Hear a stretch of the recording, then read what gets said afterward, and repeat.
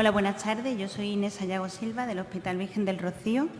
Para mí también es un honor poder moderar esta mesa tan interesante. Voy a proceder vamos a hablar de los nuevos algoritmos y dispositivos de monitorización remota, de estimulación de los vasoreceptores carotídeos, de modulación de la contractilidad cardíaca y el abordaje también percutáneo de la insuficiencia cardíaca, por lo que es de gran interés. Para comenzar, el doctor Josep Comín, del Hospital Universitario de Bellvitge de Barcelona.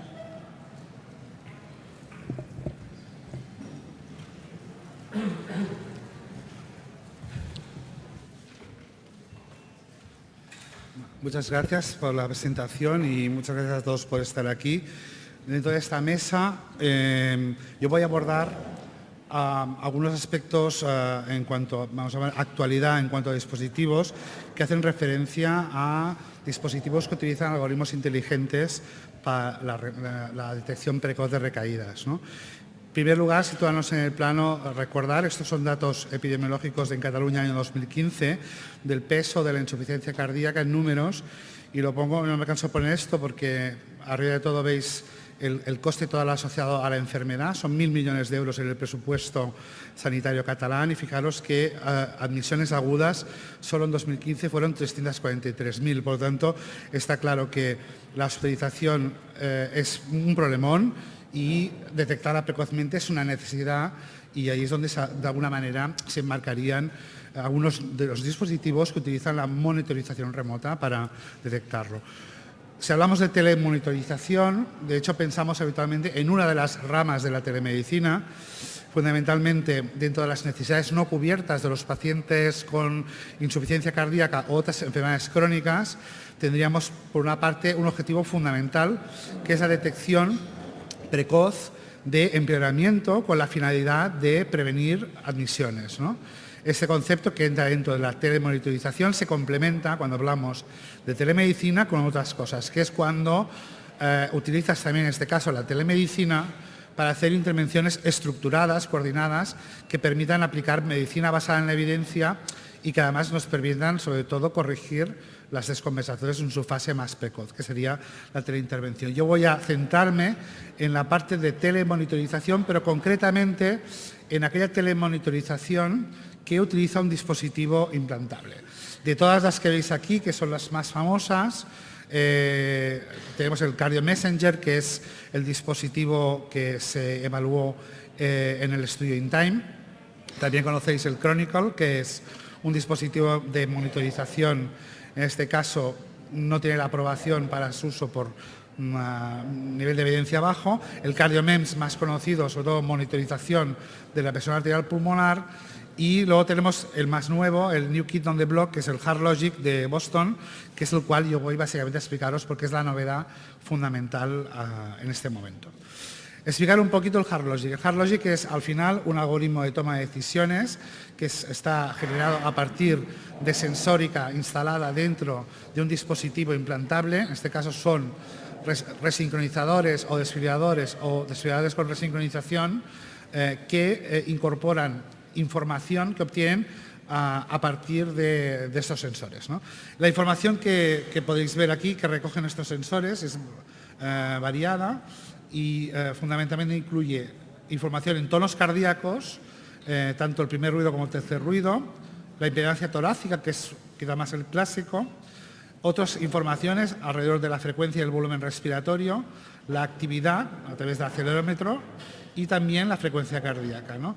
Esto, lo que ellos han desarrollado es un sistema inteligente que al final lo que hace es generar una puntuación sumaria que los llaman Heart Failure Index, que esa puntuación han buscado de alguna manera buscar un punto de corte que permita con un solo número, ¿no?, concentrar la información de diversos parámetros y con esta visión multiparámetro dar una previsión o una alerta a través de una central que recoge la información y la recibe un profesional, ¿no?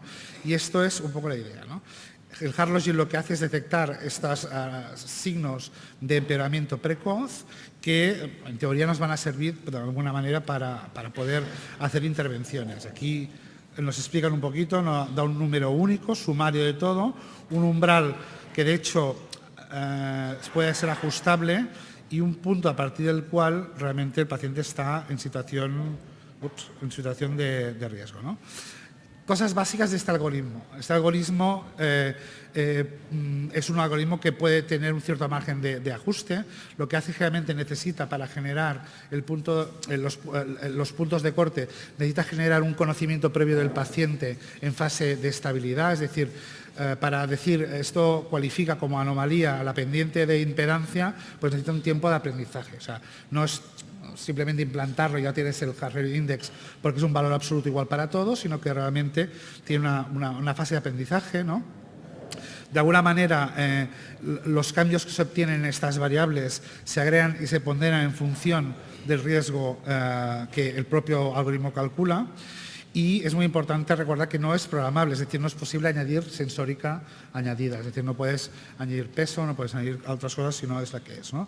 Aquí tenemos un ejemplo de lo que sería un paciente A, donde se ve, es un registro de impedancia torácica, un paciente que tú puedes pensar, tienes este registro que obtienes una reducción de la impedancia torácica, pensar que puede haber congestión pulmonar, ¿no? Y que puede ser una recaída, un paciente B que también tienes una reducción de la impedancia torácica, pero realmente no es exactamente lo mismo, porque el Heart Logic incluye, en este caso, se observa un incremento de la intensidad del tercer ruido, una reducción del primer ruido, ligeros cambios con la respiración y, de hecho, el índice, como veis aquí, supera el umbral azul, indica que el índice en global da propositivo. Es decir, en este caso tenemos un evento de insuficiencia cardíaca, aquí hay un cambio de impedancia sin que haya evento. Este sería un poco la filosofía, es interpretar diversos parámetros para la toma de decisiones.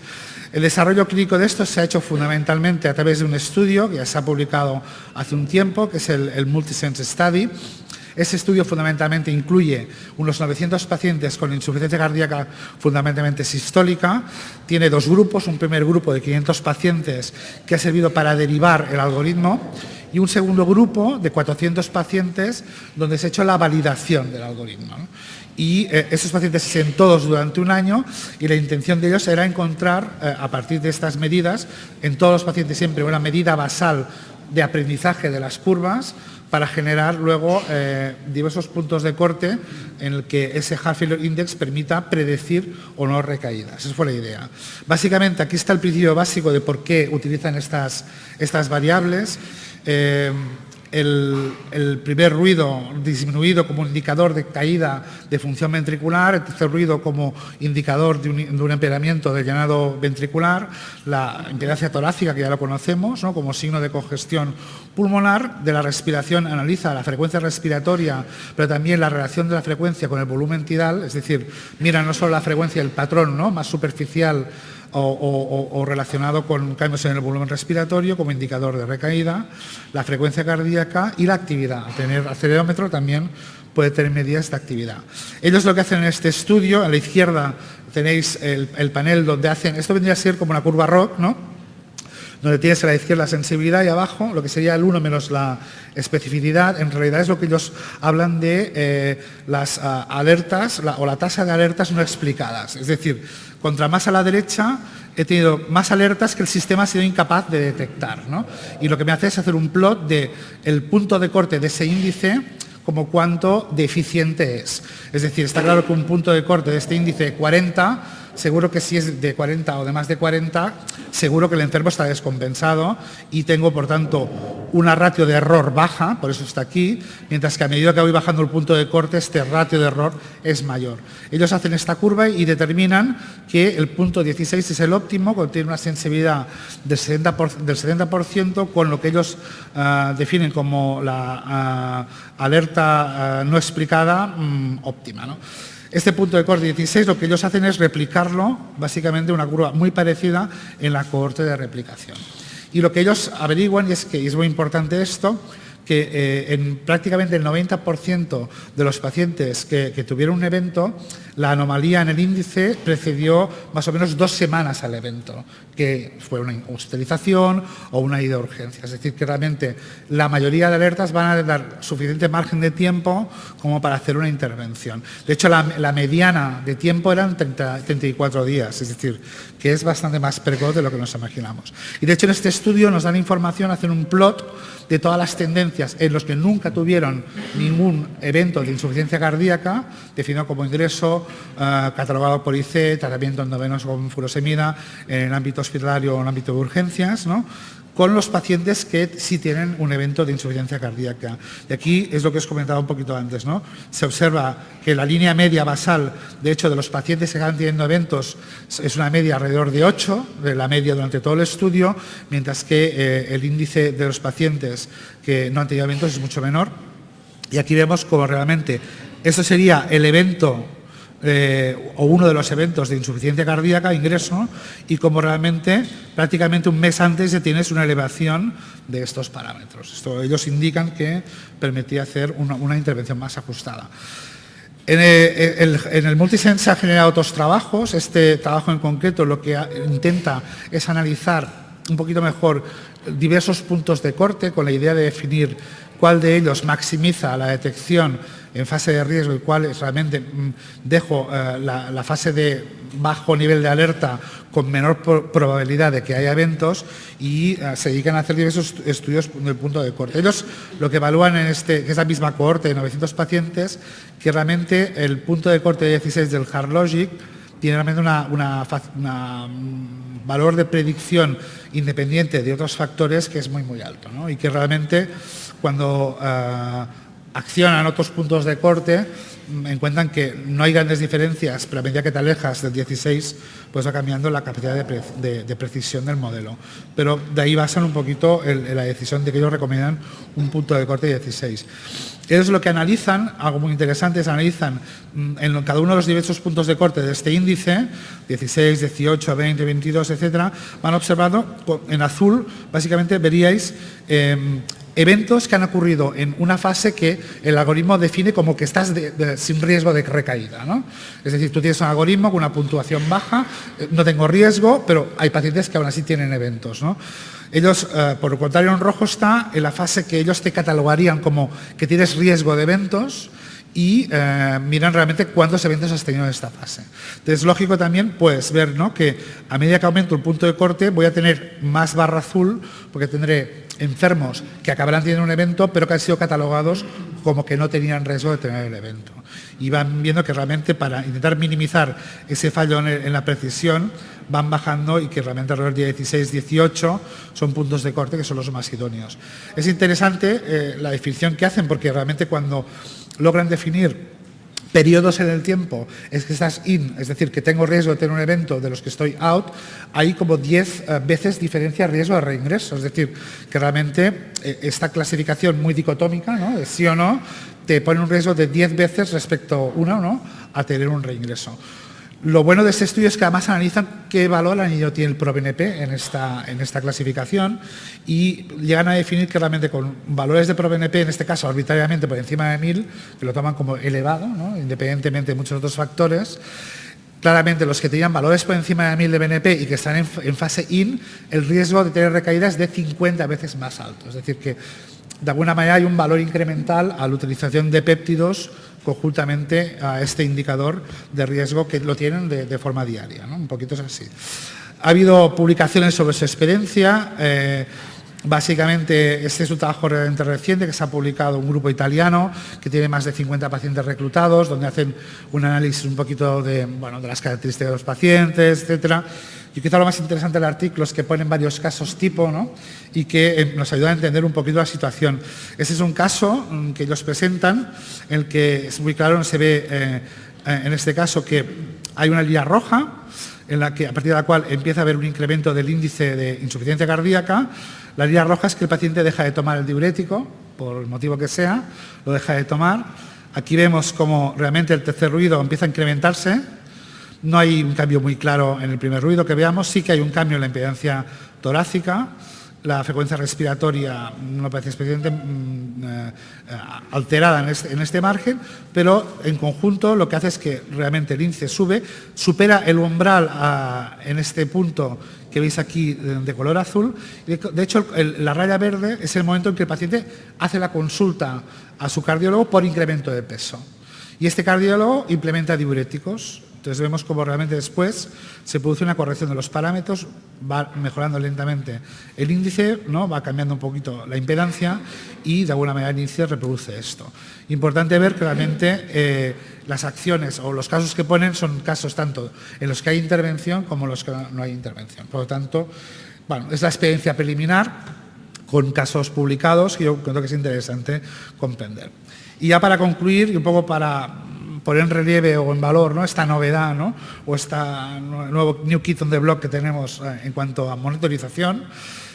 Bueno, yo pienso que realmente la telemonitorización con un dispositivo implantable es una alternativa a considerar, sobre todo si ya viene de serie, ¿no? Es decir, si yo voy a implantar un dispositivo a un paciente, ese dispositivo lleva la opción y tengo un sistema para recoger las alarmas, pues bueno, mira sobre hojuelas, ¿no? Pero es verdad que es un segmento de enfermo muy concreto, que la insuficiencia cardíaca en entornos comunitarios vemos insuficiencia cardíaca histórica, pero muchísima preservada, que no son enfermos estudiados con esto y que no van a ir con dispositivo la mayoría, ¿no? Por lo tanto, contextualizar el grupo de enfermos que lo van a recibir. Yo creo que el HeartLogic supone una novedad, quizá recordar un poquito que experiencias, ¿no?, previas se han centrado en un solo parámetro, solo 2 parámetros, y eso tiene limitaciones, que los datos preliminares son interesantes, pero yo creo que el valor de esta tecnología es limitado si no somos capaces de hacer un ensayo que demuestre realmente que tras implantar el dispositivo y al autorizar al enfermo, o sea, tener activado o no activado, supone un cambio en la gestión del enfermo, que yo creo que está bien demostrar, ¿no?, que hay una mejoría en cuanto a la detección, pero que hay que ver que esto realmente, una vez implantado, suponga un cambio en la práctica clínica, que creo que sería el paso siguiente. Muchas gracias.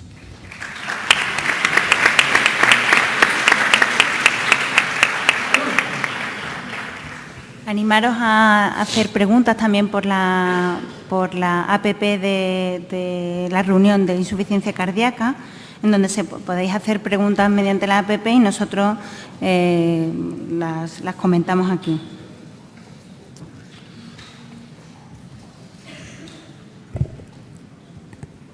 Muchas gracias, doctor Comín, por adaptarse también al tiempo. Tal vez un comentario respecto a este tipo de registros que son, como tú bien has descrito, muy continuos. Esos puntos de corte, ¿no?, que podrían ser interpretados como un poco forzados. ¿Crees que realmente esto puede llegar a ser validado de forma...? Bueno, esto es pura matemática, ¿no? O sea, esto es un tío con un ordenador que ha calculado... la verdad es que cuando lees los métodos, a mí se me escapa, ¿no? Porque es un tipo de... Ellos hacen una serie de asunciones que, sobre todo cuando vienes de gente con experiencia en tema de Big Data, seguramente les suena algo convencional y normal, pero realmente es complicado. Yo creo que el clínico sí necesita bastante algo dicotómico, ¿no? O sea, es útil tener algo que es blanco-negro, ¿no? Eso, a todos nos gusta eso, pero también sabemos que eso no existe, ¿no?, por desgracia.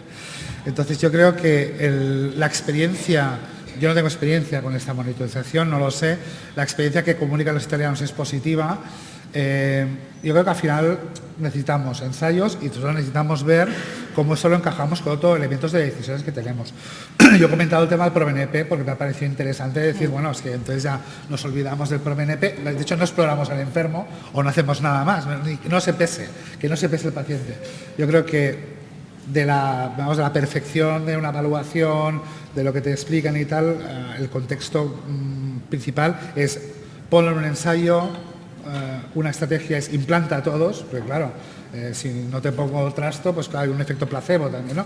Te implanto, te activo, te desactivo y miro qué pasa. Si esto realmente, además lo puedo medir en un contexto de práctica habitual, donde se utilizan otros tipos de medios, pues puedo incluso ver el valor incremental positivo que tiene una cosa u otra.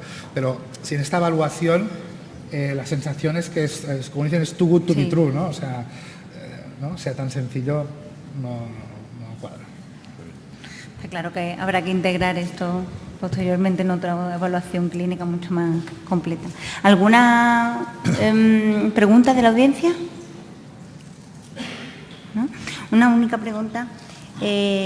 Cuando tienen el límite de alarma, ¿es una alarma que se envía también por telemonitorización como las arritmias, ¿no? Sí, no es un aviso al paciente como el Optibol que pitaba. Eso genera un incremento de hospitalizaciones. Eso. De hecho, en la revisión, cuando revisas un poquito todo lo que hay al respecto de este tipo de estudios, claro, los dispositivos que utilizan un solo parámetro tienen sensibilidades o especificidades muy malas, ¿no? Realmente detectan de todo, ¿no? Y al final hay mucho ruido. Y sobre todo el aviso al paciente genera una falta de control difícil a veces de gestionar, que acaba revirtiendo en más consultas. El sistema, yo no lo he visto físicamente, pero el sistema viaja a través de una central de transmisión de resultados, parecido seguramente a cómo funciona el InTime, que es una especie de smartphone con transmisión directa y luego a través de Internet viaja la información. De hecho, ellos se plantean la gestión de las alarmas, hacerla con una central de servicios, es decir, que ellos como te venderán el servicio de que te hacen el cribado de alarmas y te van pasando la información. Bueno, estoy en conversaciones con los de Boston, ¿no? Pero por lo tanto no es el enfermo genera aviso, no es un aviso directo sin filtrar, sino que pasa también por un filtrado. Sí. Perfecto. Una pregunta aquí. Sí.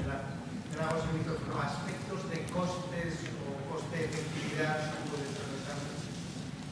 Sí, me refería a aspectos de costes del dispositivo y si hay alguna proyección de que pueda ser efectivo por los ahorros que pueda traer con ahorro de ingresos, etcétera.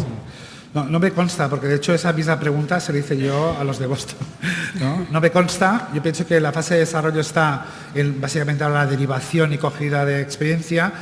Me gustaría pensar que están planeando un ensayo que realmente evalúe adecuadamente esto, pero yo creo que aún no saben ni qué cobrar por el servicio. O sea, que al final lo que es el coste en sí del programario yo creo que es cero. Una vez desarrollado es cero, es más. Claro, ¿cómo justificar el coste adicional? Pues será pues, que esto viaja no sé dónde, que hay un periférico que transmite la información, que hay un técnico que filtra los datos. Y yo cuando pregunté, ¿y esto cuánto va a costar? No lo saben. Por lo tanto, si no saben lo que cuesta ya, coste-eficacia está por llegar, yo creo. Pero es clave ver esto, claro. Bueno, muchas gracias, doctor Comín. Una pregunta aquí. ¿Dónde? Doctor Delgado. Si es el doctor Delgado, sí puede decir. Gracias, Josep. No, la pregunta es, ¿por qué piensas que fracasó quizás la impedancia pulmonar y que estos nuevos algoritmos...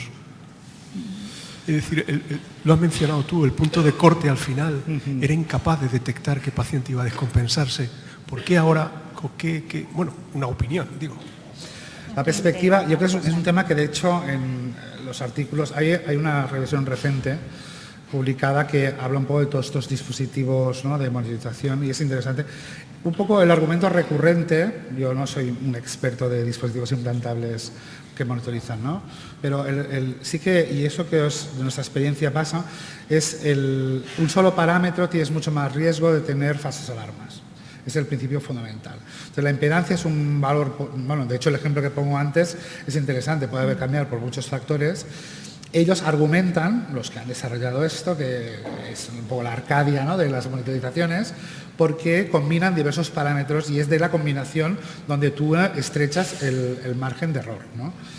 Yo creo que sí que somos conscientes de que cuando solo se mira impedancia, la impedancia puede variar por muchas otras cosas y hay un sobreexceso de alarma y que ese factor ha condicionado que se haya abandonado refinar a lo mejor la información de la impedancia por otros medios que permitan quitar el ruido de fondo, que permitan había habido análisis que se llaman de vectorización de la impedancia, que parecía que era más fino, que te daba incluso un diagnóstico de si está seco o está húmedo, más dicotómico. Yo creo que todo eso, no sé si eso igual Julio nos puede explicar más, porque sabe más del tema. Pero la cuestión es en que un solo parámetro tiene mucho más riesgo. Incluso dos parámetros, hay algunos trabajos donde tienen sensibilidades de detección que no pasan del 25 o 30%.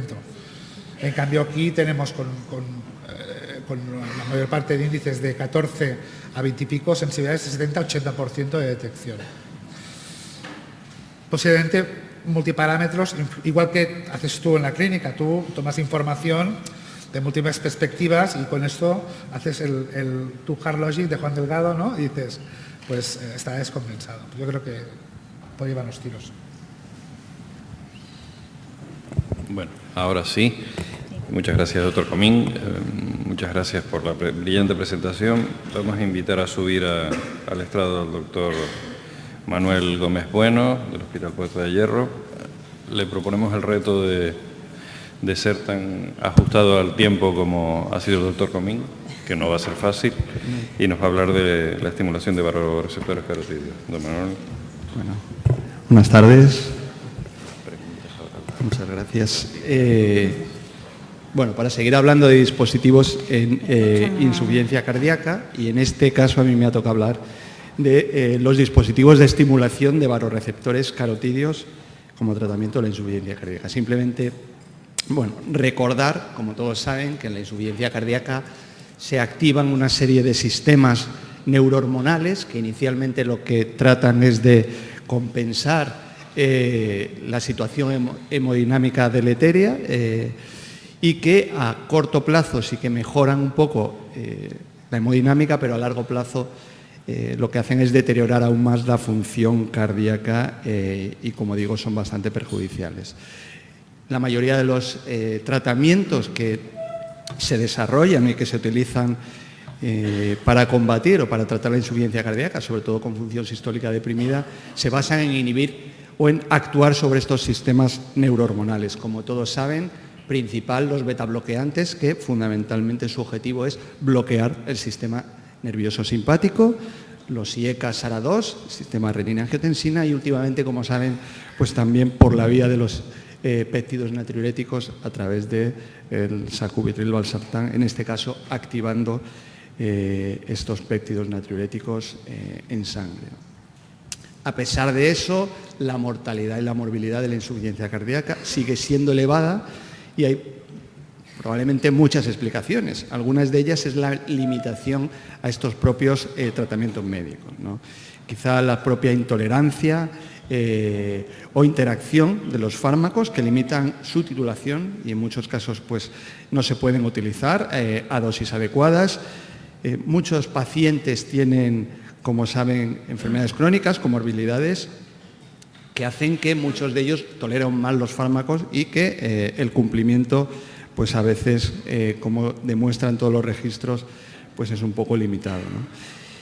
Y en otros casos, pues a pesar de los tratamientos y de los fármacos, pues probablemente no se consigue la inhibición completa de estos sistemas neurohormonales y eso hace que la insuficiencia cardíaca siga progresando. Pues bien, como digo, uno de los sistemas más importantes, el sistema simpático activado en la insuficiencia cardíaca, aparte del tratamiento fundamental, que como saben son los betabloqueantes, en los últimos años se ha intentado buscar otros mecanismos para inhibir este sistema nervioso simpático. La insuficiencia cardíaca hay un desequilibrio en el sistema autonómico a favor del sistema simpático y en contra del sistema parasimpático. El sistema parasimpático como que está más inhibido y la mayoría de estos dispositivos que se han originado y que se están probando y desarrollando en los últimos años, su objetivo sobre todo es contrarrestar ese desequilibrio que ocurre en la insuficiencia cardíaca, de alguna forma inhibir el sistema simpático y activar o favorecer el sistema parasimpático. Hay diferentes formas actuando sobre el sistema nervioso de actuar sobre este sistema autonómico, muchos son conocidos, recordarán pues clásicamente, por ejemplo, la estimulación de los cordones posteriores para el tratamiento de la angina, la actuación sobre los nervios de las arterias renales para el control de la hipertensión, la ablación del ganglio estrellado para las arritmias, las tormentas arrítmicas de difícil control y en este caso para la insuficiencia cardíaca se han desarrollado fundamentalmente dos líneas de trabajo actuando sobre el sistema nervioso directamente con dispositivos. Uno es la activación del nervio vago del sistema parasimpático, que es el primero que se desarrolló y que se probó. Bueno, estudios iniciales, fundamentalmente con pocos pacientes, series multicéntricas, no randomizados, tuvieron resultados dispares, ahí se ha criticado, los protocolos no fueron uniformes, a costa de muchos efectos secundarios, pérdidas de voz, tos, la estimulación del sistema del nervio vago. Aparte que fisiopatológicamente hay muchas dudas que estimulando el nervio vago se consiga un efecto beneficioso. En el nervio vago hay fibras aferentes y eferentes. En resumen, datos incongruentes hasta que se publicó finalmente el estudio Innovate, que era un poco el estudio grande sobre la estimulación del nervio vago en insuficiencia cardíaca, ya un estudio randomizado, aleatorizado a tratamiento médico óptimo o la estimulación vagal con un dispositivo implantado percutáneamente, y lo que se reflejó en este estudio es que a pesar de que había una cierta mejoría en la clase funcional, en los síntomas, en la calidad de vida y en el test de los 6 minutos, no hubo diferencia significativa ni en el remodelado del ventrículo izquierdo, medido por eco y por resonancia, y tampoco en endpoints más importantes como mortalidad o hospitalización por insuficiencia cardíaca. Aquello de alguna forma hizo que el estudio se parara antes de finalizar y, bueno, no está el tema totalmente cerrado, todavía hay algún estudio en marcha con algún protocolo un poco diferente, pero la verdad es que esa vía se ha abandonado bastante. Se ha pasado a otra vía para inhibir el sistema simpático, y esta vía es la estimulación de los receptores, varoreceptores, sobre todo a nivel del seno carotidio, los varoreceptores simpáticos, que es un poquito de lo que vamos a hablar. El dispositivo fundamental que se utiliza, he traído un vídeo, bueno, el mecanismo un poco, cómo actúan los varoreceptores, todos recordarán los varoreceptores que están, los principales están en el seno carotidio, en la bifurcación de las carótidas, en carótida interna y carótida externa.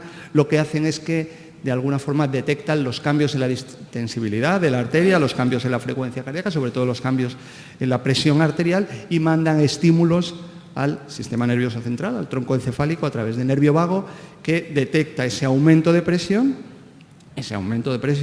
y de alguna forma lo que hace es mandar impulsos a través de la médula ósea para producir un aumento del tono vagal en todo el cuerpo, fundamentalmente en el corazón, bradicardia e hipotensión, en las arterias, vasodilatación, hipotensión, y en los riñones también para producir un efecto diurético y, por ende, hipotensor también, ¿no?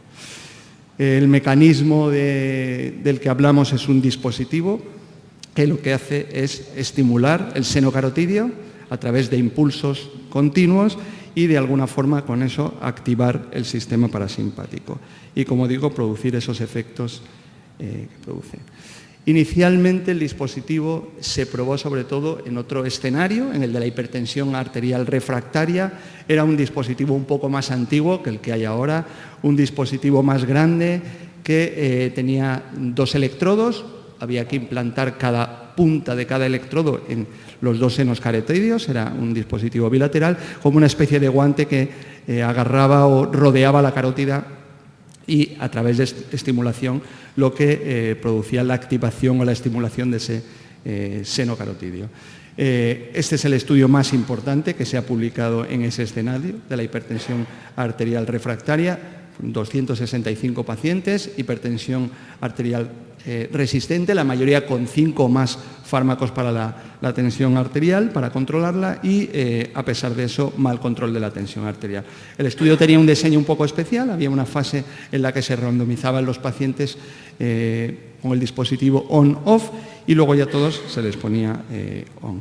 Lo que se vio, la verdad, lo primero que llamó la atención es que en el grupo de off, el que estaba apagado el dispositivo, también se reducía de forma importante por el efecto placebo la tensión arterial, pero en cualquier caso había una reducción muy significativa, de una media de 30 de la sistólica y 15 la diastólica en los pacientes que tenían el dispositivo activado. Eso lo que consiguió, bueno, aquí vemos a costa de algún efecto secundario, sobre todo los efectos secundarios más frecuentes en este estudio, ya digo, era un dispositivo más antiguo que el que hay ahora, pues era sobre todo lesiones de los nervios, facial y efectos secundarios sobre todo derivados locales de la afectación de la zona de la carótida, ¿no? Este estudio se ha continuado, se ha revisado un poco qué pasa con los pacientes a largo plazo. A 6 meses se han unido otros estudios parecidos en este mismo escenario del Barostin, que así se llama el dispositivo, en la hipertensión arterial refractaria, y lo que se ha visto es que el efecto inicial se mantiene a lo largo del tiempo. Incluso se va reduciendo, o sea que la hipotensión, el efecto mantenido a lo largo del tiempo. Y en los diferentes subgrupos. ¿Y qué pasa en la insuficiencia cardíaca? Bueno, pues la insuficiencia cardíaca es el otro escenario en el que se ha intentado demostrar el beneficio de la estimulación del seno carotidio a través de este dispositivo. Bueno, lo primero que vimos eran estudios en animales, en perros, en los que sí que se demostraba mejoría de la función ventricular y mejoría de la mortalidad. Los pacientes que se provocaba una insuficiencia cardíaca y que se les implantaba luego este dispositivo, pero ya el primer estudio en humanos fue este, del doctor Gronda, de un grupo de Milán, que ha trabajado mucho en el tema, con 11 pacientes. Ya el dispositivo es el nuevo, que pueden ver ahí la foto, es más pequeñito, es unilateral, no bilateral como el antiguo, un dispositivo mucho más pequeño y parece que, bueno, y como reflejan los estudios, con muchas menos complicaciones. Como digo, en este primer estudio eran 11 pacientes, era un estudio unicéntrico, simplemente un estudio de prueba de concepto para ver qué se puede hacer, que es seguro y que es eficaz, con unos endpoints simplemente de calidad de vida, de test de los 6 minutos y de clase funcional. Pacientes con fracción de eyección por debajo de un 40%, no candidatos a resincronización, y eso se repite, como veremos en los diferentes estudios. Y lo que se pudo ver midiendo la conducción eléctrica, un poco la afectación simpática en el nervio peroneo, en el músculo de la pierna, lo que se vio es que claramente los 11 pacientes disminuían mucho la activación simpática, eso sí que es lo primero que se vio de forma muy significativa, y eso además se reflejaba en mejoría de la calidad de vida, en mejoría del test de los 6 minutos y en mejoría significativa en los 11 pacientes de la clase funcional. También había una tendencia a menos ingresos por insuficiencia cardíaca, pero siendo 11 pacientes tampoco los autores quisieron concluir mucho en ese sentido. Se han hecho otras 2 publicaciones de estos 11 primeros pacientes. La última se publicó ya hace un par de años, en los que se hace de estos 11 pacientes, 7 seguían viviendo a los 4 años, y lo que demuestra es que el beneficio se sigue manteniendo en estos 7 pacientes que sobrevivieron. Un primer estudio, 11 pacientes, unicéntrico, endpoints blandos, diríamos, pero hace poco pues ya salió otro estudio un poquito más serio, con más pacientes, 146 pacientes, multicéntrico, randomizado, aunque se ha criticado que cuando se habla de dispositivos en ensayo clínico, pues la randomización es un poco difícil de hacer. En estos estudios, el grupo control no se le ponía un dispositivo, era simplemente tratamiento médico óptimo frente a implante de dispositivo. Y eso siempre puede tener un cierto sesgo. En cualquier caso, eran pacientes, como digo, 146 pacientes, clases funcional 3, y esto se suele repetir en casi todos los estudios. Fracción de eyección por debajo de un 35%, test de los 6 minutos entre 150 y 450 metros, frecuencia cardíaca por encima de 60, entre 60 y 100, y tensión por encima de 100 milímetros de mercurio. Todos tenían que tener una anatomía carotidia favorable y se randomizaron en 2 grupos. Bueno, ahí están un poco las características, las habituales. Eran pacientes en general bastante bien tratados, con el tratamiento farmacológico bastante completo. Y fundamentalmente aquí también se demostró que los pacientes que recibían el Barostin, el dispositivo, mejoraban respecto a los del tratamiento médico óptimo, la clase funcional, la calidad de vida y el test de los 6 minutos. También se redujo de forma significativa en los pacientes en los que se les implantaba el dispositivo el número de hospitalizaciones por insuficiencia cardíaca comparado con el año anterior al implante del dispositivo, aunque no hubo diferencias entre los 2 grupos, porque el grupo control también mejoró significativamente el porcentaje de hospitalización. Lo que se vio además es que hubo una reducción significativa de los péptidos natriuréticos en los pacientes que se les implantó el Barostin, y una tendencia a un aumento, una mejoría de los parámetros ecocardiográficos, aunque estos no llegaron a ser significativos. Lo que vieron también, otro mensaje que dieron, es que el dispositivo era seguro, con una tasa de complicaciones muy bajas, que asumieron y compararon como el implante de cualquier otro dispositivo, como un marcapasos o un desfibrilador. Y el otro tema interesante es que la titulación fue bien tolerada. Vamos a hablar luego un poco de cómo se hace la titulación, pero lo que vieron es que los pacientes lo toleraron bien. Y algo curioso, pacientes con insuficiencia cardíaca con tensiones entre 100 y 120, lejos de lo que se podía pensar, la tensión arterial media, la tensión arterial, la presión de pulso, la tensión arterial sistólica, incluso con el tiempo mejoraba un poco, y eso es algo que también vemos muchas veces con los tratamientos de la insuficiencia cardíaca. Lo que conseguimos bajando la tensión por el efecto del fármaco, muchas veces lo contrarrestamos con la mejoría de la función cardíaca y la disminución de las resistencias. En estos estudios, en todos se repite que, lejos de que uno puede pensar que le va a bajar mucho la tensión, eso sí ocurre en la hipertensión arterial refractaria, pero en estos pacientes incluso mejora un poquito la tensión a medio plazo. Os quería contar, si me permiten, un poco la experiencia en España. En España ya hay cerca de una docena de implantes de estos dispositivos, tanto en insuficiencia cardíaca como en hipertensión arterial refractaria. En nuestro centro pusimos 4. La verdad es que los procedimientos no tuvieron ninguna complicación. Ahí están los 4 pacientes en los que pusimos.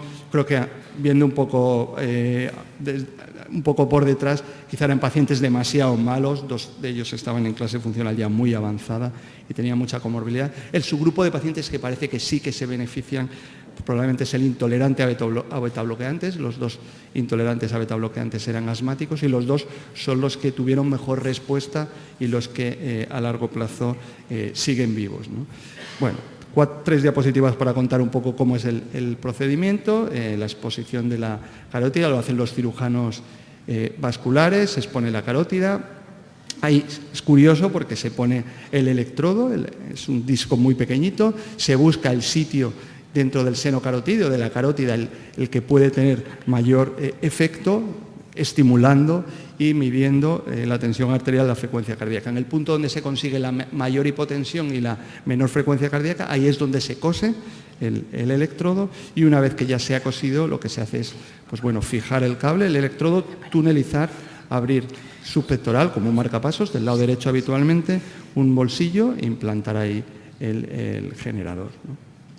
Lo que hacemos luego, es titular, igual que hacemos con un fármaco. Cada semana, cada 2 semanas, el paciente viene, se aumenta la intensidad y la amplitud para ver cuál es la máxima intensidad que el paciente tolera, tanto por dolor o por molestias como por frecuencia cardíaca y tensión arterial. Es curioso, el electrocardiograma de estos pacientes, se ven las espículas de la estimulación del varoreceptor, del varostin, y también hemos aprendido que se puede hacer y que no interfiere con los desfibriladores. No es incompatible un desfibrilador con un dispositivo de este tipo.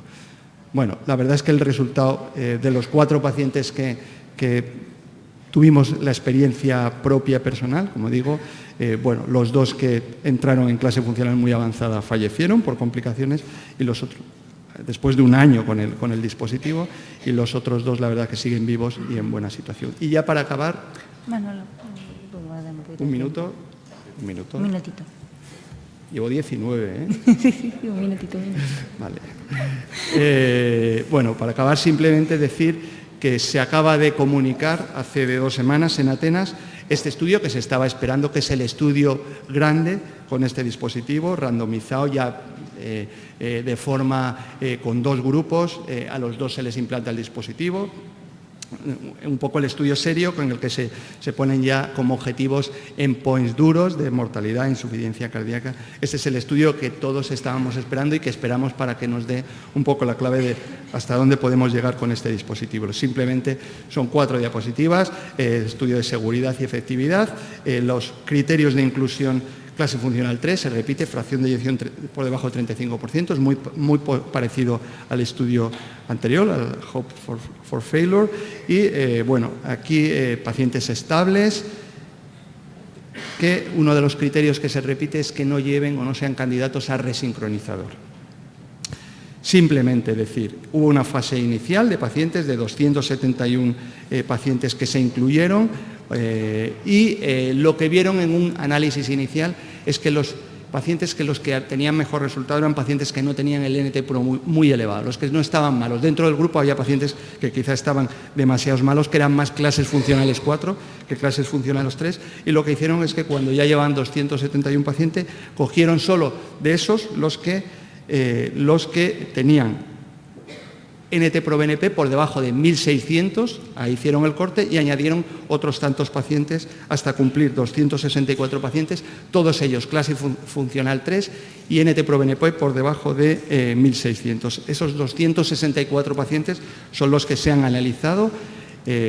Bueno, ahí pueden ver un poco las características, fracción de eyección 27% de media, pacientes muy bien tratados y lo que sí, y se presentó, como digo, hace 2 semanas, en este estudio también se cumplen los objetivos de mejoría, reducción del NT-proBNP, mejoría de la calidad de vida y mejoría de la capacidad funcional. Todavía no nos han presentado los eventos de mortalidad y hospitalización, aunque sí que van a esperar a que se desarrolle el estudio entero, pero sí ya nos hablan de eventos, hay una reducción importante tanto de arritmias como de angina como presíncopes en el grupo tratado. Y ya para concluir, yo diría que la insuficiencia cardíaca hay un desbalance en el sistema nervioso autónomo a favor de la activación simpática que produce un efecto deleterio. La inhibición simpática más allá de los beta-bloqueantes, mediante la estimulación directa de los varoreceptores carotídeos, ha demostrado ser un procedimiento seguro, mejora la calidad de vida y la clase funcional de los pacientes, eso ha quedado ya demostrado. Datos preliminares y experiencias iniciales apuntan a que también reducen las hospitalizaciones por insuficiencia cardíaca y vamos a ver eventos mayores, mortalidad cardiovascular, a ver cómo sale, ¿no? A la espera de los resultados de MACE y si esto se acaba reflejando en las guías de práctica clínica. Existe ya una experiencia en España bastante favorable y yo creo que dentro de esto pues habrá que ver que se publiquen los resultados completos del beta-HF y habrá que identificar, yo creo, subgrupos con mayor beneficio. Yo creo que parece que los pacientes que no estén en una clase funcional muy avanzada, que esos ya vamos tarde, quizá un subgrupo importante son los pacientes que tienen la miocardiopatía por hipertensión, los que no toleren los beta-bloqueantes y lo que parece que queda claro es que la resincronización no es una buena compañera de esta terapia. Muchas gracias.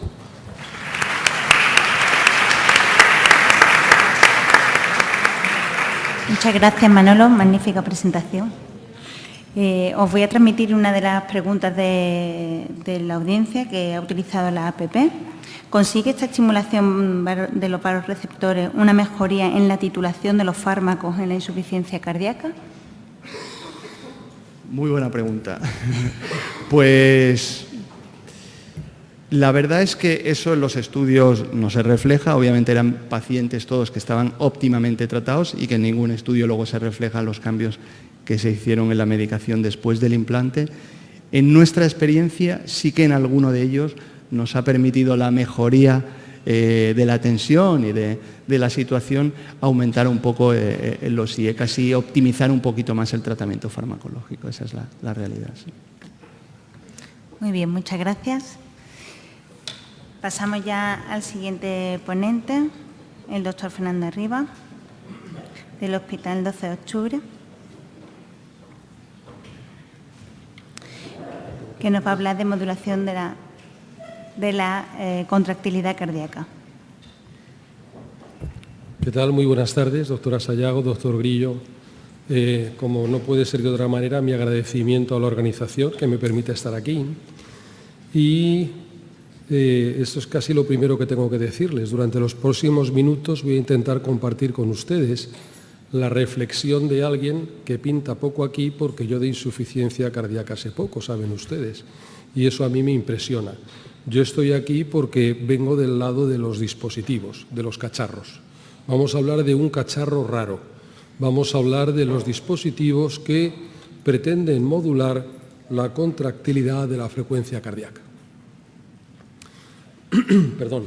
Lo primero de todo es qué situación, qué lugar ocupan estos cacharros en el tratamiento de los pacientes con insuficiencia cardíaca. Vean ustedes, esta es una diapositiva que conocen mejor que yo, que viene a anunciar cuál es el flujo de tratamiento de pacientes con insuficiencia cardíaca y acabamos, pues bueno, a lo largo de todo esto, yo estoy de este lado, desfibriladores, resincronización, etcétera, etcétera. Y fíjense ustedes, abajo les he puesto en rojo con unas letras muy pequeñitas, son los pacientes que quedan refractarios o no son candidatos A. Y en esos que no son candidatos A, planteamos o digoxina, o trasplante, o un dispositivo de asistencia. Bueno, quiere decir que aquí hay lugar para más cosas, ¿no? Comparar la digoxina con un trasplante merece una reflexión. En esa reflexión, hace ya también tiempo, en estas mismas guías, se hace mención a unas terapias raras. El doctor Gómez Bueno les ha hablado de esta caja negra que es el sistema nervioso autónomo, que es una diana terapéutica terriblemente interesante, pero es una diana terapéutica muy compleja. Y en esas mismas guías se menciona un poquito que hay lugar quizá para la contractilidad o la modulación de la contractilidad cardíaca. Se lo presento, esto es lo que nosotros vemos, los dispositivos de modulación de la contractilidad cardíaca. Un dispositivo, un programador y un recargador, muy interesante. Nosotros ponemos el dispositivo y el dispositivo se recarga externamente. Para hacernos una idea clara, como nosotros hacemos con el cepillo eléctrico de dientes que tenemos en el cuarto de baño. Esto es interesante, porque nos garantiza, o al menos así dicen, una duración de unos 15 años. Interesante. Lo que hace este dispositivo es que estimula, pero estimula justo donde nosotros, los electrofisiólogos o la gente que tratamos con dispositivos de control de ritmo cardíaco, no lo hacemos nunca. Estimula en periodo refractario. Y esta estimulación en periodo refractario de una alta intensidad comparativa a lo que hacemos cuando ponemos dispositivos de Brady, esta alta intensidad, ¿qué es lo que hace?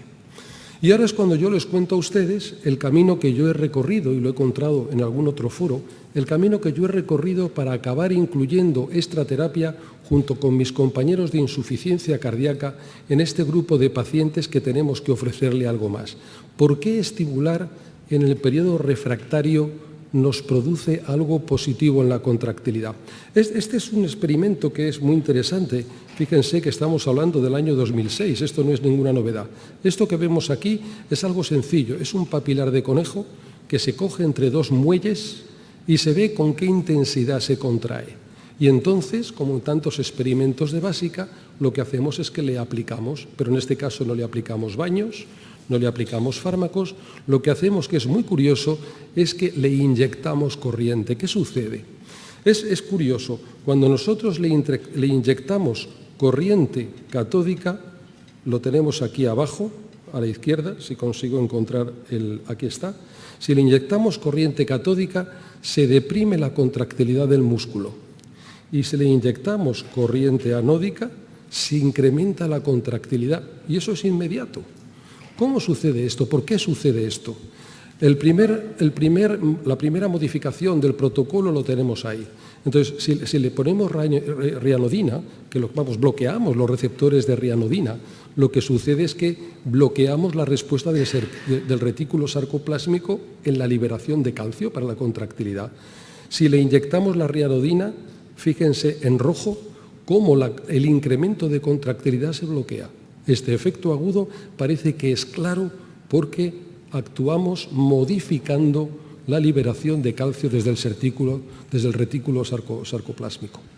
También, y ese es el experimento de abajo, cuando nosotros bloqueamos los receptores de membrana, los receptores de tipo L, también bloqueamos, puesto que no entra el calcio extracelular, bloqueamos la respuesta. Ya sabemos algo, es creíble que en un modelo agudo de miocardio, mediante la modulación eléctrica de este retículo sarcoplásmico y del calcio que circula en el sarcoplasma, mejoramos la contractilidad. Bien está, modelo de conejo, salto rápido y cogemos, y eso es lo que les muestro aquí, que son trozos de musculatura pectínea de insuficiencia cardíaca, de trasplantes de pacientes al que se les ha extraído, y los sometemos al mismo experimento del muelle a ver cómo se contrae, y responde exactamente igual. Es decir, de alguna manera es extrapolable este efecto raro y agudo de la inyección de frecuencia cardíaca. Bien, ¿hay algo más? Este es otro estudio que es muy interesante, luego lo recapitularemos todo a la vista de la evidencia clínica, pero les cuento cómo lo he ido yo viendo esto. Entonces, hay algo más. Este es un estudio que es muy interesante, que es un mini estudio porque son pocos pacientes a los que se hace biopsia endocárdica en diferentes momentos tras haberles implantado uno de estos dispositivos. Y lo que hacen es, más allá de analizar el calcio, que eso es difícil en ese sustrato de la biopsia, lo que intentan es analizar otros marcadores. Y ven, apagando y encendiendo el aparato, cómo la expresión de ciertos, genes que se ven modificados en el contexto de la insuficiencia cardíaca es revertido. Yo soy un pobre aritmólogo, no entiendo nada de esto, pero cuando veo los colorines o la densidad del blanco y el negro a la derecha, veo que es distinto y me fío de los que escriben en el Journal del American College. Aparte de la modulación aguda de calcio, parece que hay algo crónico de modificación de la expresión génica que se modifica a su vez en el contexto de la insuficiencia cardíaca. Mi siguiente duda fue, lo que yo recuerdo es que cuando andamos jugando con el calcio y la insuficiencia cardíaca, a mí no me gusta, porque todos recordamos un grupo de fármacos que aumentaba la mortalidad, aumentaba el consumo de oxígeno. Y este es otro artículo que es interesante, y este es también otro artículo, fíjense, del año abajo a la derecha, año 2007. ¿Qué tiene interesante este artículo? Tiene un componente experimental y tiene un componente en humanos.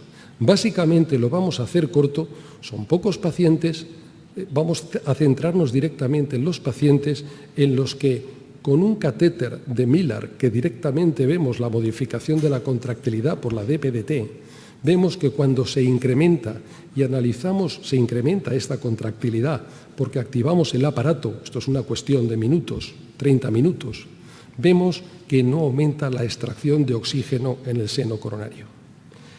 Dicho de esta manera, yo me quedo razonablemente tranquilo y me quedo razonablemente contento para plantear esta terapia que es difícil de entender, por lo menos para mí, en el contexto de pacientes de insuficiencia cardíaca.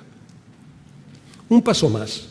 Bien, dirán ustedes, ¿vale? Arriba nos has hablado del músculo de conejo. Bueno, ¿qué tenemos de clínica? Tenemos esto, hay más estudios, porque hay series, hay registros, vamos a ir a los estudios que nos han permitido que esta terapia aparezca en el escenario clínico. Básicamente les cuento 4. Un primer estudio en el que se implanta a todo el mundo y se apaga o se enciende, que es, como decía el doctor Gómez Bueno, un diseño más razonable que implantar y no implantar, porque eso, claro, el doble ciego es relativo, ¿no? Entonces, es un estudio pequeñito realizado en Estados Unidos que lo que pretende es básicamente titular la intensidad de la estimulación, las horas de estimulación, ver seguridad y eficacia. Estudio inicial, nos vale. Siguiente estudio que veremos luego, es un estudio europeo, 164 pacientes. De esto no vamos a tener grandes números, se lo adelanto, tenemos números pequeños. Y sin embargo, este estudio, que también se hace on-off, es un estudio interesante que veremos algún detalle. Y finalmente, ya tenemos estudios que son un poquito más grandes y que son en Estados Unidos básicamente, que es el estudio FIX-HF5 y luego el de extensión que se pidió con una C de confirmación, que es el que ven abajo, y que ese estudio se hizo básicamente para conseguir la aprobación de la FDA que se consiguió en primavera. 3 detalles rápidos de los estudios. Los estudios, como saben ustedes, podemos desgranarlos, criticarlos durante horas. Un solo estudio da para mucho debate. Vamos rápidamente. Primer estudio, 2008. Estamos en 2019, hace años. Es un estudio en el que los pacientes se incluyen, se les implanta a todos y luego se aleatorizan on-off. Cuando yo lo leí dije, esto tiene trampa. Tiene trampa porque yo cojo, implanto al paciente, mido la contractilidad aguda y solamente se lo implanto al respondedor. Es tramposos. No, porque responden el 93% de los pacientes. Esto, lejos de ser un sesgo de selección de pacientes, a mí lo que hace es ilusionarme respecto a la eficacia aguda. Bien, se les implanta a los pacientes, se les implanta al 93% de los pacientes y se ve cómo este estudio tiene algo muy interesante, solamente una gráfica del estudio. También lo ha mencionado el doctor Gómez Bueno, el efecto placebo. Se les implanta a todos apagado y encendido. Aquí lo tienen ustedes en ambas gráficas, la mejoría del consumo de oxígeno o la caída o también la modificación en calidad de vida, en paralelo. Te implantan y da igual que esté encendido o no. Fantástico. Estos son 12 semanas, 3 meses. Pero luego, cuando se cruza, se ve que los pacientes que siguen en terapia sí que sigue mejorando el consumo de oxígeno y sí que sigue mejorando la calidad de vida, mientras que a los que se les apaga ya no es así. Estudio interesante. Siguiente estudio, que este ya es un estudio que no es implanta a todos y es on-off, pero lo detallo porque es interesante. Fíjense, no vamos a ir a la gráfica, pero lo que sí es interesante, ni vamos a ir a la mortalidad, porque esto es complicado y ninguno de estos estudios iba dirigido a mortalidad. Abajo a la derecha, vemos como que los pacientes que reciben la terapia de CCM mejoran básicamente un objetivo compuesto de muerte cardiovascular y hospitalizaciones. Claro, básicamente a expensas de hospitalizaciones. Aunque lo pongo en letra pequeñita porque no quiero que nos centremos en ello, parece que también las muertes no van en contra, sino a favor de esta terapia. Lo interesante de este estudio es algo que a mí como clínico, o digamos como persona que ayuda a los clínicos de insuficiencia cardíaca, me ayuda a delimitar un grupo de pacientes. Siempre los clínicos nos piden a los de los cacharros que delimitemos el grupo de pacientes que recibe la terapia mejor o el grupo de pacientes respondedores. En este estudio es muy interesante que dentro de pacientes con función sistólica deprimida, la mejoría se concentra entre 35 y 45%, mejor que entre 25 y 35. Dicho todo esto, cuando yo discuto con la gente de insuficiencia cardíaca de otros hospitales, con los del mío no discuto porque siempre tienen razón, son los mejores. Entonces, cuando discuto con los médicos de otros hospitales, ellos me dicen que los médicos de arritmias no tenemos grandes estudios de mortalidad y tal. Estos estudios pequeños de la CCM no van a mortalidad. Entonces me encontré un artículo que ustedes conocen, es, de acuerdo, no vamos a mortalidad, pero ¿cómo valoramos esto de los 6 minutos? ¿Cómo valoramos lo del BNP? ¿Cómo valoramos la calidad de vida? Este es un artículo muy interesante que a mí me ayudó y me ayudó a poner parámetros objetivos. A mí, como electrofisiólogo que mido milisegundos, me gustan los parámetros objetivos. Y entonces encontré que había una cierta forma de cuantificar la respuesta de estas variables un poco blandas, ¿vale? Y de esa manera intenté analizar el estudio mayor, que es el estudio americano. Y entonces en ese estudio americano les he señalado allí a la izquierda, con las letras un poquito más negras, vemos cómo de los dos parámetros que miden, que es el test de 6 minutos y la calidad de vida, podríamos decir que esta modulación de la contractilidad cardíaca sí es objetivamente significativa en la mejoría de nuestros pacientes. No podemos evitar, cuando tenemos tan pocos pacientes, hacer una traslación a lo que es la vida real. Les muestro rápidamente lo que es el estudio más largo de vida real, que son parte de los pacientes que estaban en estos estudios, más pacientes añadidos en el entorno europeo que cumplían las características de inclusión en el estudio. Bien, esto está hecho prolongándolo a lo largo del tiempo y se distinguen básicamente dos grupos, los de 35-45 y los de 25-35. Y en este modelo de vida real, en este registro con seguimiento de manera un poco más prolongada, se ve cómo sí se reproducen los hallazgos de los estudios que les he mostrado previamente. ¿Con qué se compara? Bueno, pues se compara con el modelo de insuficiencia cardíaca de Seattle, con todas las limitaciones que tiene. Y comparado con eso, pues parece que es mejor. No puedo dejar de compartir con ustedes, después de haber hecho toda esta reflexión de ¿merece la pena que probemos esto en nuestros pacientes, estos pacientes a los que no les podemos ofrecer otra cosa? Pues efectivamente les voy a mostrar solamente 2 casos en los que hemos hecho esto y comparto con ustedes la experiencia. No pasa de ser una anécdota, pero son anécdotas que en este sentido nos ayudan. Primer caso, Decidimos si es un dispositivo que dura 15 años, se lo voy a implantar a alguien que teóricamente pueda beneficiarse de los 15 años. Es decir, con 78 probablemente no es mi paciente Diana. Son pacientes que, por supuesto, están optimizados, no hay ninguna duda. Y son pacientes que que no son candidatos a resincronización, ese es el electro, y son pacientes que tienen esos parámetros de clase funcional, ese consumo de oxígeno y ese slope.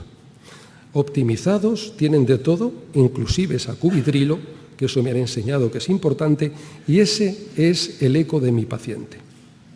Bien, esta es una mujer, se le implanta el dispositivo, arriba les muestro cómo queda, y esto comparto también con ustedes mi rechazo a andar implantando a los pacientes más y más cables.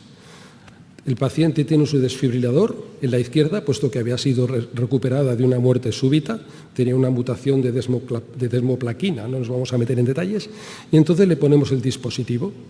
El dispositivo son dos cables normales de marcapasos que se anclan en el septo interventricular, ahí tienen proyección de oblicua derecha y de oblicua izquierda, y tienen el electro que lo que ven es que aparece una espiga llamativa justo encima del QRS. Les muestro qué es lo que ha pasado con este paciente durante la fase inicial y luego después de que salimos de la fase de placebo. Recuerden que los 3 meses son placebo, pero son placebo funcional, no placebo para que baje el BNP, ¿no? Esto ya es un poco más difícil de explicar. Mejoran los parámetros objetivamente de clase funcional en consumo de oxígeno y el aspecto del ecocardiograma es distinto. Se lo resumo ahí. Esta es una anotación clínica de mis compañeros de insuficiencia cardíaca en que la paciente está claramente mejor. Fíjense cómo han cambiado los parámetros objetivos y subjetivos de pre y post, y fíjense, y ahora ya comparto con ustedes, la felicidad de la paciente. La paciente en su APP que nos la muestra, se la muestra al doctor De Juan y al doctor Delgado, les muestra lo feliz que está y cómo corre, y de hecho ha pedido una foto de su placa para poder compartir con sus amigos lo que es el desfibrilador que le salva la vida y esto que le permite vivir mejor. Siguiente paciente. Este es otro paciente, también es un hombre joven, este está todavía en la fase que yo llamaría de placebo. Este paciente, pre y post, fíjense que pasó de no tener nada a tener un dispositivo a cada lado. Es decir, le hemos equilibrado desde el punto de vista ponderal, pero no es nuestro objetivo. Nuestro objetivo es lo que estamos viendo en el comentario de los compañeros de insuficiencia cardíaca, que en la primera revisión todavía estamos en esa ventana que tenemos que contrastar, pendientes de las nuevas pruebas funcionales. El paciente se siente, si son capaces de leerlo por pequeñas que sean las letras, se siente significativamente mejor. Bien, fuera de estas anécdotas, tenemos previstos implantar lo que hemos decidido de manera, digamos, intentando hacer objetivo en nuestro entorno lo que hemos leído de fuera, implantar un número restringido de pacientes, 4, que lo completaremos en estos meses, y tras ello abriremos una fase de análisis y a partir de ahí espero que mis compañeros o yo se lo podamos contar dentro de un tiempo y podamos ponderar esta sensación tan optimista que tengo respecto a clase funcional y calidad de vida. Muchísimas gracias.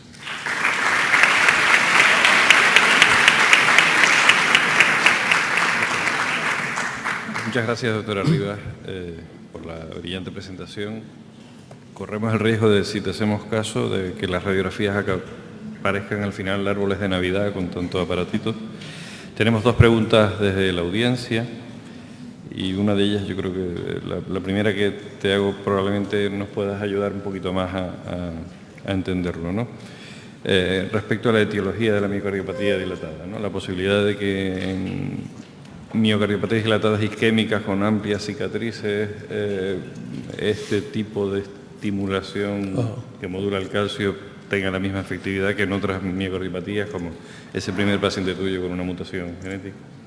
Absolutamente. Yo creo que, igual que comentaba el doctor Gómez Bueno, en los pacientes que intentamos modular esa caja negra del sistema nervioso autonómico, es decir, si tú llegas a intervenir en la historia clínica de un paciente en un momento que ya el remodelado es brutal, en el que la fibrosis es extensa, en el que, digamos, está quemado, probablemente no podamos hacer mucho.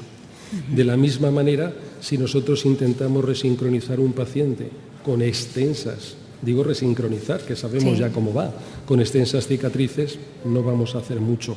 Yo creo que tendríamos que, o por lo menos es nuestra intuición, aunque en las series clínicas hay un porcentaje significativo de isquémicos, digamos posinfarto, no está bien tipificado, lógicamente, la extensión de la escara en estos pacientes, en esos estudios. Entonces, aunque están incluidos pacientes isquémicos, nuestra visión inicial ha sido intentar utilizarlo en pacientes en que teóricamente pueda reclutar calcio o, digamos, tenga células medio sanas que pueda modificar, ¿no? O sea que yo creo que ese es un punto de vista que yo comparto con quien haya hecho la pregunta. También hay otra pregunta de la audiencia. Si con tantos electrodos los pacientes que tienen este tipo de dispositivos, pues si hay problemas con regurgitación tricuspidia importantes. Absolutamente pertinente. A ver, los implantadores, yo creo que somos de los más conscientes del impacto que hace ponerle un cacharro a un paciente. Pero claro, ya llevamos muchos años poniendo cacharros a los pacientes. Entonces es algo que molesta. Molesta porque lo de la modificación de la fisiología tricuspidia, y ahora que está tan de moda, la insuficiencia tricuspidia secundaria, que acabaremos poniéndoles clips, o sea, en vez de quitarle los cables les pondremos más cosas, ¿no? Bien, entonces comparto esa inquietud, comparto esas dudas, porque sin llegar a esto, ¿qué pasa si un paciente que tiene un desfibrilador, que es absolutamente oportuno y necesario, no vamos a debatirlo ahora, al ponerle un dispositivo de estos se infecta? Es decir, yo comparto todos esos, digamos, esa prevención a llenar de cables a mi paciente, lo comparto, pero fíjense que estamos haciendo una diana muy concreta. De momento, yo no sé cómo va a acabar esto, pero estamos buscando una diana muy concreta de pacientes porque, efectivamente, comparto todo ese rechazo a llenar de cables mi paciente. En las series previas, porque esto lleva muchos años, hay hospitales alemanes de estos monográficos de cardiología que sí tienen series bastante significativas de pacientes, pero no han comunicado en un seguimiento largo nada especial sobre esto. ¿Alguna otra pregunta de la audiencia? Una última pregunta. ¿Qué coste tiene este dispositivo? Como todo, muchísimo. Muchísimo. Muchísimo. Muchísimo. Muchísimo, claro. Pero de todas formas las compañías se encuentran justificaciones para que lo hagamos, ¿no? Claro. El coste es muchísimo, no te sabría decir ahora porque estamos en una fase muy inicial, ¿no? Pero estamos hablando de un desfibrilador. Parecido. Estamos hablando de un DAI.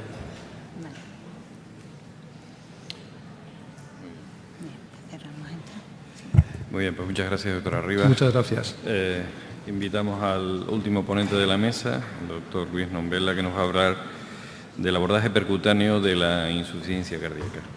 Don Luis, cuando quiera. Animaros a seguir haciendo preguntas mediante la app, que además están siendo muy interesantes para nuestros ponentes. Bueno, pues muchas gracias por la invitación. Yo sigo hablando de dispositivos.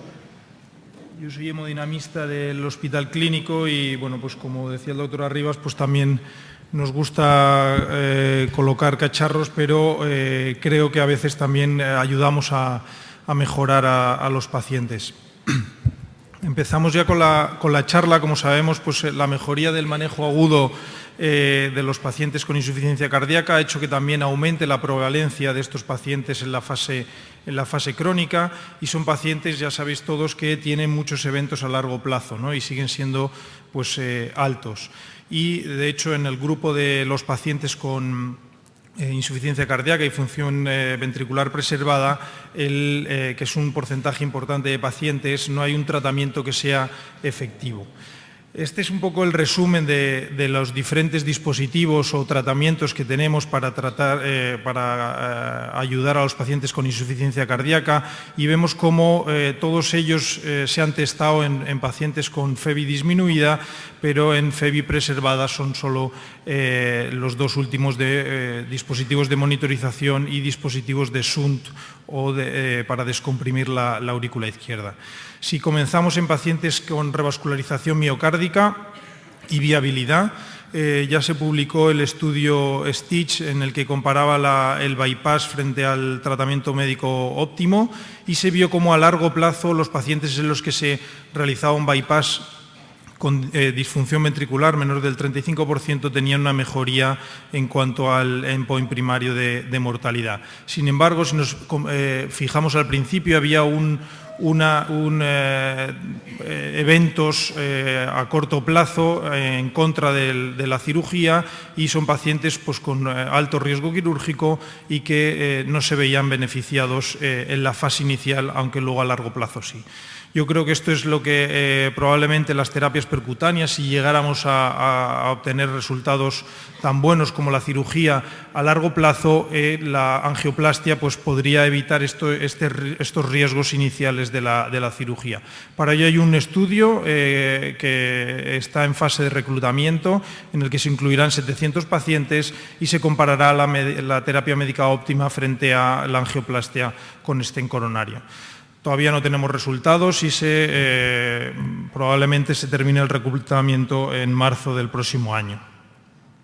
En cuanto a los dispositivos del remodelado ventricular, pacientes con ausencia de viabilidad y escaras, se han utilizado dos dispositivos: el dispositivo Parachute, que es colocar una especie de paraguas en el ápex del ventrículo izquierdo para excluir un aneurisma, y el dispositivo, el Reviven, en el que se utiliza una especie de plicatura del músculo miocárdico para también excluir zonas de aneurisma en la zona anterior. En cuanto al dispositivo Parachute, se ha utilizado en unos 120 pacientes. Como veréis, son estudios con poco número de pacientes y con resultados muy preliminares, salvo algunas excepciones que comentaremos, y en este caso pues, se observó una mejoría de la clase funcional del test de 6 minutos, y la mortalidad a largo plazo era alta, en torno al 8-10% en el primer año, pero cuando se comparaba con series o con la mortalidad predecida, pues era menor de lo que se esperaba por los modelos. En cuanto al dispositivo, el Reviven, como veis ahí, es un procedimiento complejo que inicialmente se hacía por esternotomía, luego se ha pasado a un abordaje híbrido por vía yugular y por una incisión también quirúrgica. Entonces se precisa hemodinamista y cirugía, y la idea es utilizar unos anchors que veis en la diapositiva para excluir zonas de aneurismas extensos en la pared anterior del ventrículo izquierdo. Son procedimientos largos, complejos técnicamente, y que requieren una selección muy precisa del paciente con un estudio de resonancia magnética previo para determinar si el paciente tiene viabilidad o no en esa zona y excluir concretamente la zona en la que no haya viabilidad. Se han testado ya en más de 200 pacientes, se ha visto una mejoría de la fracción de eyección tanto por eco como por resonancia, y que perdura a lo largo del tiempo. Se ha también mejorado el BNP y el test de 6 minutos, pero todavía no tenemos estudios, que son solo series, y no tenemos estudios randomizados. Hay un estudio en marcha que es el Revive Heart Failure, que incluirá 180 pacientes randomizados 2:1, y todavía estamos pendientes de resultados de este estudio. En cuanto a las valvulopatías, sabéis que muchos de los pacientes que presentan insuficiencia cardíaca pues tienen una valvulopatía asociada. Si vais a los congresos y a las ponencias de intervencionismo, pues veréis que hay una multitud de dispositivos que están en marcha y pendiente de testar.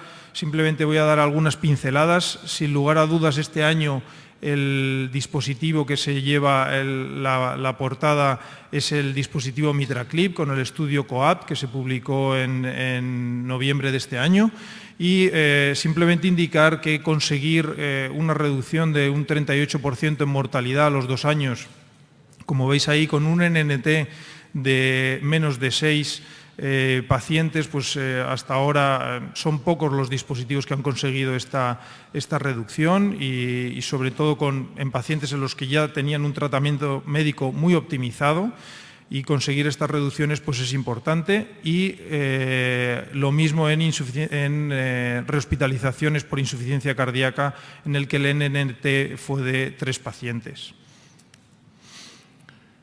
Recordar que el dispositivo MitraClip se utiliza en insuficiencia mitral funcional y probablemente las guías pues, cambiarán después del estudio COAPT. Hay que decir que se requiere que el paciente también tenga una anatomía adecuada y no olvidar que también el dispositivo se ha utilizado, y hasta ahora es lo que estaba aceptado también en Estados Unidos, en insuficiencia mitral degenerativa con alto riesgo quirúrgico, que por ahora no tenemos estudios comparados con o por lo menos teníamos un estudio comparado con la cirugía, pero en pacientes en los que no se les pueda ofrecer otra terapia, el MitraClip se debe tener ahí en cuenta.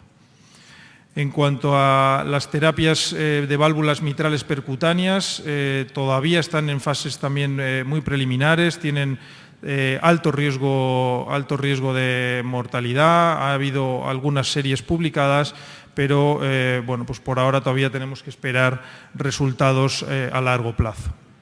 En cuanto a la valvulopatía aórtica, como saben, un porcentaje importante de pacientes que tienen una estenosis aórtica presentan disfunción ventricular. En aquellos en los que tienen un gradiente elevado, no cabe duda de que la terapia de reemplazo valvular aórtica pues es una indicación clase 1. Sin embargo, en aquellos pacientes en los que tienen lo que llaman un bajo flujo, bajo gradiente, la terapia pues hasta ahora estaba más en duda, sobre todo en los que no tenían reserva contráctil, y ya se han publicado algunos estudios con respecto a este subgrupo de pacientes. Y el otro subgrupo de pacientes son aquellos pacientes con estenosis aórtica moderada, disfunción ventricular y los que se llama una pseudoestenosis aórtica severa. En cuanto al primer grupo, la serie más importante es el estudio TOPAS, en el que pudimos colaborar con casi 300 pacientes, de estos en los que la función ventricular está deprimida, y se incluyó el brazo de implantar una TAVI, y en este estudio que se publicó recientemente en el JAMA Cardiology se vio como aquellos pacientes que tenían una función ventricular por debajo de 30, se comparaba con los que tenían entre 30 y 40, son aquel subgrupo de pacientes en los que la mejoría de la función ventricular a largo plazo era mayor, y como veis en la gráfica de la derecha, independientemente de si tenían reserva contráctil o no. Es decir, que hasta ahora lo que se habla es que incluso en pacientes sin reserva contráctil, la TAVI puede ser un tratamiento para la mejoría a largo plazo de estos pacientes. Y este es un estudio que yo creo que si sale positivo marcará también o cambiará las guías, que es el estudio del TAVR and LOAD, que son pacientes en los que tienen estenosis aórtica moderada y disfunción ventricular severa sintomática. Se va a incluir a pacientes en clase funcional 2, con un BNP elevado o una hospitalización por insuficiencia cardíaca, y como ven ahí los criterios se va a marcar por un Echo Core Lab en el que el área valvular esté entre 1 o 1.5 en reposo o por debajo de 1, pero que aumente por encima de 1 con dosis bajas de dobutamina. Se incluirán 600 pacientes, el endpoint será el primer año y con un seguimiento a 2 años. Y este estudio es probable que marque también, si sale positivo, haga cambiar las indicaciones en la práctica clínica. Y simplemente en la patología tricúspide, que también está muy de moda, resaltar que se han presentado los estudios del Triluminate este año en el PCR, recientemente con 85 pacientes. Es una terapia pues, que todavía está en fases también preliminares, pero se vio que como el 86% de los pacientes se conseguía al menos una mejoría de un grado de la insuficiencia tricúspide, y vemos como el 57% de los pacientes mantenían a 30 días una insuficiencia tricúspide moderada o menor que moderada. Todavía resultados muy preliminares y con la curva de aprendizaje de los operadores, pero se van consiguiendo resultados pues, favorables en estos pacientes en los que tampoco hay una terapia, digamos, definitiva que les pueda ayudar. En cuanto a los dispositivos de monitorización, no me quiero extender mucho, simplemente que ya que nosotros pues, colocamos MitraClip, colocamos shunt interauriculares, pues decir que por qué no en estos dispositivos también colocar un dispositivo de monitorización. Yo creo que nos ayudaría si a un paciente le colocamos un MitraClip y aparte tiene un sensor el dispositivo, pues también nos ayudaría en el manejo de estos pacientes. Y quizá pues, las compañías pues, todavía no se han sentado juntas a la hora de unificar también este tipo de terapias. Y los shunt interauriculares, que es una terapia bueno, pues que lleva ya unos años en uso, se han hecho ya algunos estudios. El racional del colocar un dispositivo entre el septo interauricular es que cuando aumentan las presiones en la aurícula izquierda, producir un shunt del flujo de sangre hacia la aurícula derecha y así descomprimir la aurícula izquierda y que no aumenten las presiones en la cavidad pulmonar. Como veis ahí, la PCP puede aumentar mucho con el ejercicio y cuando se coloca un shunt hay una igualación de presiones, cuando hay un dispositivo de shunt interauricular hay una igualación de presiones entre la aurícula izquierda y la aurícula derecha y se evita ese aumento de la PCP. Hasta ahora se han testado estos 4 dispositivos con diferentes tamaños del orificio que se crea en el septo interauricular y todavía está en debate cuál sería el dispositivo con el mejor tamaño ideal para este tipo de pacientes. Lo que nos tenemos que plantear es si estos dispositivos son efectivos, seguros y efectivos, si reducen la mortalidad a largo plazo, si reduce o provoca o tiene un beneficio funcional y también si perdura a lo largo del tiempo. En cuanto al dispositivo, el AFR, hay solo 36 pacientes tratados con este dispositivo, o por lo menos publicados, tanto con función ventricular conservada como disminuida, y se vio una mejoría en la clase funcional y también una mejoría en el test del Kansas City. Sin embargo, no tenemos datos de mortalidad a largo plazo en este tipo de pacientes. Con el dispositivo Corbia sí que hay un pequeño estudio randomizado, 22 pacientes en cada grupo, en el que no hubo diferencias en cuanto a los MACE y una tendencia en la mejoría en los episodios de insuficiencia cardíaca. Sin embargo, no hubo diferencias, es verdad que son pocos pacientes, 22 pacientes en cada grupo, no hubo diferencias en la mortalidad a largo plazo. Y este dispositivo, que en realidad no se deja nada en el septo interauricular, que puede tener cierto beneficio también a largo plazo, se introduce este tipo de stent en el septo, se aplica una ablación y se crea un orificio en el septo interauricular y con la ventaja de no dejar ningún tipo de metal a los pacientes en el septo interauricular en el caso de que luego se requiera volver a cruzar a través del septo interauricular. Simplemente hay 7 pacientes tratados con este dispositivo y no tenemos datos preliminares. Y el último dispositivo es el V-Wave, que es en el que nosotros tenemos más experiencia. Como veis, es un dispositivo que tiene esta forma de reloj de arena. La generación inicial tenía una válvula en la aurícula derecha y que evitaba un shunt bidireccional, es decir, solo se podía cruzar el flujo de la aurícula izquierda a la aurícula derecha y no al contrario.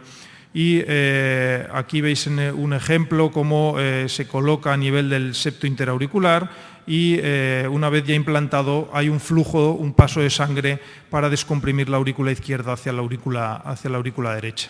Este es un ejemplo del hospital en el que se ha tratado y en el eco de seguimiento, también en el eco transesofágico, cómo persiste el dispositivo permeable. Se ha utilizado el V-Wave en 38 pacientes, tanto con insuficiencia cardíaca sistólica como diastólica, y lo que se vio es que en los 3 primeros meses había una mejoría clara de la clase funcional, de los test de calidad de vida y del test de 6 minutos. Lo que ha ocurrido a los 12 meses de seguimiento es que este dispositivo que tenía esa válvula En 5 de ellos, en un 14%, se ocluyó y en 13 pacientes se vio que estaba estenótico. Es decir, que en casi el 50% de los pacientes el dispositivo no estaba funcionando correctamente con esa válvula. Y de hecho, en cuanto a los endpoints clínicos, se vio en los pacientes en los que tenían un dispositivo estenótico u ocluido, tanto la muerte, la rehospitalización o todos los eventos combinados era mayor con aquellos pacientes en los que no se ocluyó el dispositivo. Incluso también en cuanto a mortalidad, también se ha visto esta tendencia en el que es mayor en los pacientes en los que se ocluye. Entonces la compañía ha decidido cambiar el dispositivo y es un dispositivo con esta misma forma, también tiene ese recubrimiento por fuera, pero se le ha quitado la válvula que tenía para evitar esa oclusión del dispositivo a largo plazo. Sin embargo, todavía surgen dudas, puede haber un riesgo también de oclusión, es un dispositivo de 5 milímetros de diámetro y podría haber también riesgo de oclusión tardío. Al no tener válvula puede haber embolias paradójicas, que también hay que tenerlo en cuenta, y podría sobrecargar también este shunt interauricular, podría hacer sobrecarga del ventrículo derecho y aumentar también las presiones pulmonares. Eso sí que ha sido estudiado con los pacientes que se han incluido dentro del protocolo del V-Wave. No se ha visto cambios significativos en cuanto a la PCP y en cuanto a la presión media de la aurícula derecha y de la presión de la arteria pulmonar. A partir de ahora, después de esta primera experiencia del First in Man, se ha lanzado y estamos ya en periodo de reclutamiento del estudio, el Relief Heart Failure, que es un estudio randomizado con más de 60 centros, tanto de Estados Unidos como de Europa, en el que estamos participando y se pretende incluir 400 pacientes con un doble ciego. Obviamente no es ciego para los médicos que implantamos el dispositivo, pero sí para los pacientes y también para los médicos de insuficiencia cardíaca en el que no saben si se coloca el dispositivo. A todos los pacientes se les somete a un procedimiento de un cateterismo derecho y una anestesia general o una sedación, y a alguno de ellos se les coloca el dispositivo y a otro grupo de pacientes no. Es un estudio ambicioso, pero tendremos los resultados probablemente dentro de un par de años. El tipo de pacientes que vamos a incluir son pacientes con insuficiencia cardíaca en clase funcional 3 o 4 ambulatoria, con fracción de eyección preservada o disminuida y que estén obviamente tratados de forma óptima, con todo tipo de dispositivos, si está indicado, de resincronizadores, marcapasos o desfibriladores, y que hayan tenido al menos un episodio de insuficiencia cardíaca en los últimos 12 meses o un BNP elevado. Y que puedan también pacientes que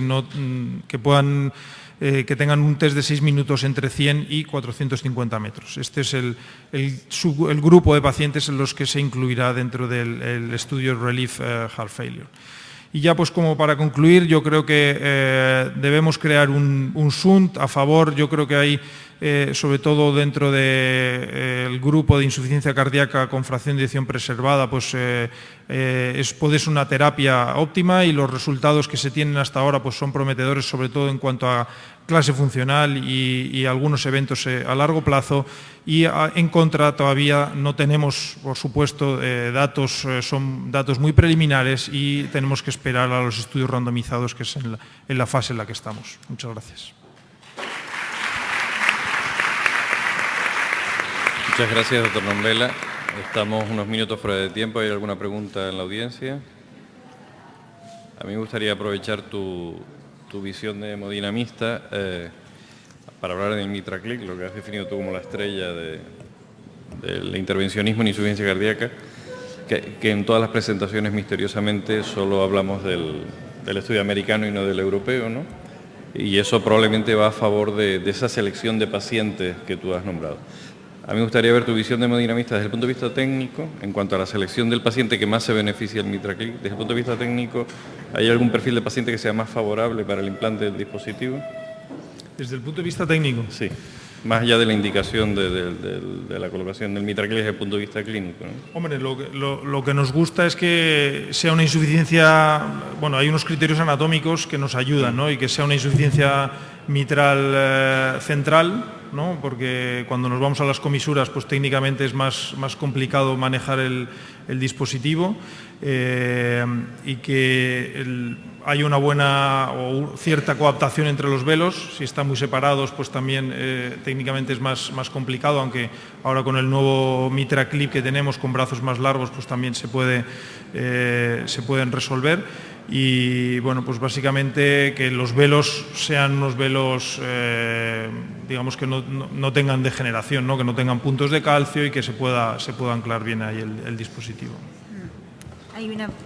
Hay una pregunta de la audiencia que es sobre la experiencia que hay en España hasta ahora mismo con el uso del V-Wave. La experiencia en España. Sí. Pues en España se han utilizado, dentro de ese grupo de 38 pacientes que estaban incluidos en el First in Man, creo recordar que fueron unos 11 pacientes los que se han utilizado se hicieron en España. En ese grupo, o sea, en ese estudio participó Canadá, Israel y 3 centros en España. Y bueno, pues están incluidos dentro de ese subgrupo de pacientes en esos 11. Nosotros la experiencia que hemos tenido es que el paciente en el que se nos ha ocluido el dispositivo volvió otra vez a estar en su clase funcional previa, y los pacientes en los que no se ha ocluido el dispositivo pues han perdurado. Con el nuevo dispositivo está todavía pendiente el ensayo. Con el nuevo dispositivo se ha hecho ya la primera fase de reclutamiento y ya se han incluido dentro del estudio, me parece que dos pacientes en España. Vale, muy bien. ¿Alguna otra pregunta? Pero no sabemos si se les ha puesto el dispositivo o no. Están incluidos en el estudio. Están incluidos, lo que no se sabe es qué va a ocurrir, ¿no? Bueno, pues cerramos entonces esta mesa y muchísimas gracias a los ponentes que se han ceñido el tiempo y a todos por haber participado en las preguntas. Hasta luego.